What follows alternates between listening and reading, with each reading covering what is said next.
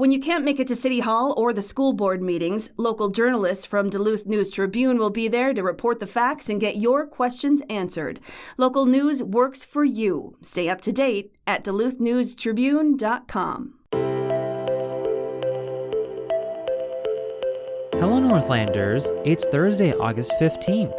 I'm Wyatt Buckner, the Duluth News Tribune Minute, presented by Minnesota Power Employees Credit Union. The average MPECU member saves over $785 a year in better rates and lower fees. And with MPECU, every ATM is your ATM. With their free checking program, you get ATM fee reimbursements at any ATM anywhere in the U.S. Check out Minnesota Power Employees Credit Union services online at mpecu.com or visit their offices in downtown Duluth, Arrowhead Road, or Miller Trunk Highway.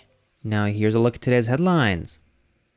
A grassy space on Barker's Island could one day serve as a memorial to the Edmund Fitzgerald. A new group called Friends of the Fitz is seeking to place a Wisconsin historical marker there in memory of the ore boat, which sank November 10, 1975, with a crew of 29 on Lake Superior. Superior was the last port of call for the Fitzgerald. The freighter's final journey began at the Aloes ore docks. Loaded with over 26,000 long tons of taconite pellets, it left through the Superior entry at 2:30 p.m. November 9th and sank 17 miles northwest of Whitefish Point, Michigan, the night of November 10th. The last radio contact was at 7:10 p.m. The idea to put a marker in Superior to honor the Fitzgerald was launched this spring when Moronic, a retired librarian, was searching with Brianna Fiant, curator of collections for the Richard I. Bong Veterans Historical Center. The cost to put up a historical marker is $7,000 to $8,000, group members said. The Douglas County Historical Society has stepped up to serve as the fiscal agent for the project. Superior City Councilor Jenny Van Sickle said the city could provide in-house help to place the marker. The group has worked with the city's Parks, Recreation, and Forestry Department to select the site on Barker's Island for the marker. It would join the 12 current Wisconsin historical markers in Douglas County. The docks where the Fitz took on her last load can be seen from the spot where the marker would be placed,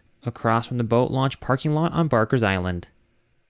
The company hoping to build Minnesota's first copper-nickel mine said it would study whether to change several aspects of its plan, including where it would store tailings and the method of dam construction on the tailings basin. New Range Copper-Nickel, a joint venture formed between mining companies Glencore and Teck to advance the Northland project near Hoyt Lakes in Babbitt, said that while it was confident in its existing design, it would spend the next year looking at tailings management, dam construction, water quality management, the amount of ore it processes, and greenhouse gases. Meanwhile, environmental groups opposed to the project, like the Minnesota Center for Environmental Advocacy and Friends of the Boundary Waters Wilderness, said the announcement shows the company now recognizes its proposal was flawed. New Range's predecessor, Polymet, began the environmental review and permitting process in 2004. In late 2018, it received key state permits before numerous legal challenges mounted. A federal water permit was revoked last year, and the court sent 2 state permits back to the state agencies. The company's long planned to use the old Erie Mining Company, LTV Steel Corporation buildings and tailings basin near Hoyt Lakes to process the ore and store the waste rock left behind after stripping the ore of copper, nickel, cobalt, and other metals. Now it's considering whether it could store the tailings in its open pit mine, and if it would be better to build the existing basin up with a centerline or downstream method of construction instead of the upstream method it is currently planning. The company said it would also consider increasing the amount of ore it would process from 32,000 tons to 40,000 tons, a move that would shorten the 20-year mine life by 5 years, as the plan to mine a total of 225 million tons of minerals would not change. New Range is also reviewing its plan for water treatment technologies and whether it could reduce greenhouse gases by moving ore on conveyors instead of diesel trains or sequestering carbon in tailings. Industry groups Mining Minnesota and Jobs for Minnesotans lauded New Range's announcement. Environmental groups and indigenous bands have long opposed the North Met project, fearing pollution from the mine and tailings could taint nearby waterways, the St. Louis River, and Lake Superior. It's time now for this week's Business Beat with Duluth News Tribune business reporter Brielle Bredston. True North Goodwill begins work on a new flagship site. True North Goodwill is breaking ground this week on a new location that will replace its current store along Miller Trunk Highway by spring of 2025. Construction on the nonprofit's new site, located at 4716 Lindgren Road near Sam's Club and Quick Trip in Hermantown, begins this month and is anticipated to be completed next spring. The property is owned and will be developed by Platinum Properties. The groundbreaking ceremony will be held on Friday, August 16th from 10 to 11 a.m. Adults can still have fun and get things done.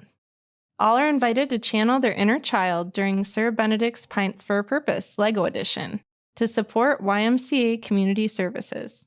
The event is Tuesday, August 20th from 4:30 to 8 p.m. at Sir Ben's Tavern located at 805 East Superior Street. Contenders may participate in any or all competitions, including Name Your Price charity pints from Bent Paddle Brewing Company for a minimum donation of $5, or purchase soup and pie, make a credit card donation, or by competing in the LEGO Challenge games for the chance to win prizes. For $10, you'll get a cup of Legos to begin building one of 3 local landmarks. Additional LEGO cups are $5 to perfect your masterpiece. Proceeds will benefit after-school and summer care for thousands of Duluth youth through Keyzone, Eagle's Nest, and Harbor Highlands, food access programming, including free grab-and-go meal bags, and more at the Y. I'm Brielle Bredston. Send me some business tips at bbredston@duluthnews.com. Thanks, Brielle. Now here's a look at your forecast, brought to you by the Superior Telegram's history podcast, Archive Dive. Here's the forecast for the Duluth area this Thursday. Cooler weather with rain and perhaps a few rumbles of thunder will be the headlines today across the region, with afternoon highs only reaching the mid to upper 60s. Slightly breezy winds and some heavier rainfall amounts will be possible. Otherwise, the rain associated with this passing system continues Thursday night before starting to thin out on Friday. Highs on Friday return to the lower 70s. Fortunately, more pleasant weather with dry conditions, sunshine, and warmer temperatures returns just in time for the weekend. I'm Storm Tracker meteorologist Robert Daly. Thank you to Archive Dive for their support. The monthly history podcast, hosted by Superior Telegram reporter Maria Lockwood, dips into the archives of historic events, people, and places around Superior and Douglas County. A new episode titled The Hero the Blotnick Bridge is Named For is now available at superiortelegram.com, or wherever you also get this podcast.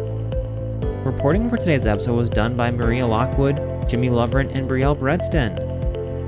Thank you for listening to Duluth News Tribune Minute. Have a great day, and we'll see you back here tomorrow.